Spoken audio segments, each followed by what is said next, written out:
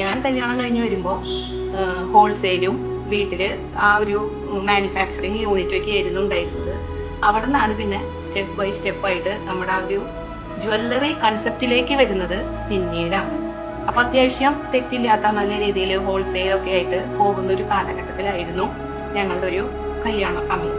അവിടുന്ന് കുറച്ചും കൂടി കഴിഞ്ഞപ്പോഴാണ് പിന്നെ ആൾക്ക് ആ ഒരു ചിന്ത വന്നത്. നമ്മുടെ അവിടെ ഹോൾസെയിൽ ഡിവിഷനിൽ നിന്ന് ഒരുപാട് ആളുകൾ വന്ന് വെഡിങ്ങിന്റെ ഗോൾഡ് നമ്മുടെ മാനുഫാക്ചറിങ് യൂണിറ്റിൽ വന്ന് സെലക്ട് ചെയ്ത് എടുത്ത് പോകാറുണ്ട്. അപ്പൊ അങ്ങനെ പലരും വന്ന് അങ്ങനെ എടുത്തു പോകുമ്പോഴാണ് ആ ഒരു ചിന്ത ചേട്ടന്റെ മനസ്സിൽ ഉദിച്ചത്. അങ്ങനെയാണ് നമ്മൾ 2018 തൃശ്ശൂര് പള്ളിക്കുളത്ത് ലിയോസ് ഗോൾഡ് ആൻഡ് ഡയമണ്ട്സ് എന്നുള്ള ഒരു സ്ഥാപനമായിട്ട് മുന്നോട്ട് വരുന്നത്. അപ്പോൾ അതങ്ങനെ ഒരു വർഷം അങ്ങനെ മുന്നോട്ട് പോയി. അതിനുശേഷമാണ് പിന്നെ 5 തവണയായി, ഇപ്പൊ 7ാം വാർഷികത്തിലാണ് നമ്മൾ ലിയോസിന്റെ ആനിവേഴ്സറി വന്ന് നിൽക്കുന്നത്. 5ാമത്തെ തവണയാണ് എക്സ്പെൻഷൻ ലിയോസിൽ വരുന്നത്.